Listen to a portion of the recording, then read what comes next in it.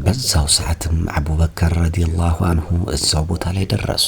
እናም እንዲህም አሉ፣ እናንተ የመዲና ሰዎች እወቁት፣ አላሁ ተዓላ ብቻ ነው ለዘላለም የሚኖረው፣ ሞትም የማይነካው እንዲሁም የማያንቀላፋ ጌታችን አላሁ ተዓላ ብቻ ነው።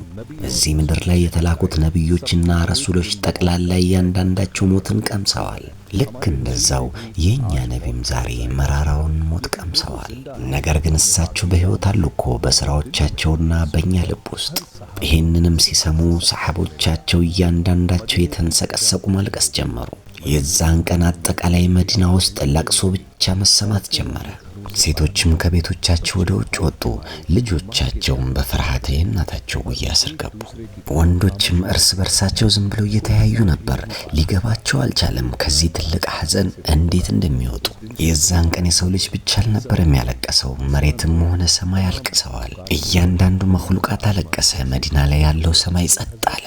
አቡበከር ረዲየላሁ አንሁም ቀስ እያሉ ወደ ረሱላችን ሰለላሁ ዐለይሂ ወሰለም ቤት አመሩ። ቤት ውስጥ እንደገቡም ታወቃቸው። የተለየ ደስታና ሰላም አንጸባርቆበታል ቤቱ፣ ልክ የጀነት መዓዛ እንዳንጸባረቀበት። ሁላቸውም በአንድ አቅጣጫው ነው እያለቀሱ ነበር። እሳቸውም እንዲህ አሉ፣ ዛሬ ከዚህ ምድር ከሁላችንም በላይ አዛኝ የሆነን ሰው እንሸኛለን፣ በትዝታቸው ብቻ ነው የምንኖረው አሉና አቡበከር ረዲየላሁ አንሁ የረሱላችን ሰለላሁ ዐለይሂ ወሰለም ፊት ገልጠው አዩ። ግንባራቸውንም ከሳሙ በኋላ እንዲህም አሉ፣ አንቱ የአላህ ነቢይ፣ እናትና አባቴ መስዋዕት ይሆኑልዎት። ልክ እንደ ሕይወቶ ሞቶትም ያማረ ነው። በአላህ እምላለው በድጋሚ ሞት የሚባል አይነካዎትም። የትኛውም ህመምና በሽታም አይነካዎትም።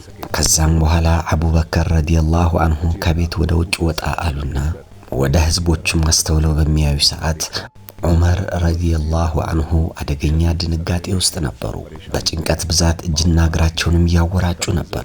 አቡበከርም ረዲየላሁ አንሁ ቀዝቀዝ ባለ ድምፅ ጠጋ ብለው አንተ ዑመር እባክህን ተረጋጋ፣ ሰብር አድርግ። አንተ ዑመር እያንዳንዷ ነፍስ እኮ ሞትን ቀማሽ ናት፣ አስታውስ። ቤት ውስጥ ደግሞ ፋጢማ ረዲየላሁ አንሃ እንዲህም አለች፣ የኔ አባት ሙሐመድ ረሱሉላህ ሰለላሁ ዐለይሂ ወሰለም የአላሁ ተዓላን ጥሪ ተቀብለው ወደ ጀነትም ሄደዋል። የኔን ህመም ግን ማንም ይረዳልኝ አለች። እዚህ ጋር ደግሞ አሊይ ረዲየላሁ አንሁ በሐዘኑ ድንጋጤ የተነሳ እንደ ድንጋይ ጸጥ ብሏል። የነቢዩ ቤተሰቦች ሰሓቦቻቸውና ሙሐጅሪኖች አንደበታቸው ተዘግቷል። አቡበከር ረዲየላሁ አንሁ ብቻ ነበሩ እየተዘዋወሩ እያጽናኑ ያሉት ህብረተሰቡን። የረሱላችንም ሰለላሁ ዐለይሂ ወሰለም ጀናዛ ገና ምድር ላይ እያለ ኺላፋው ተጀመረ።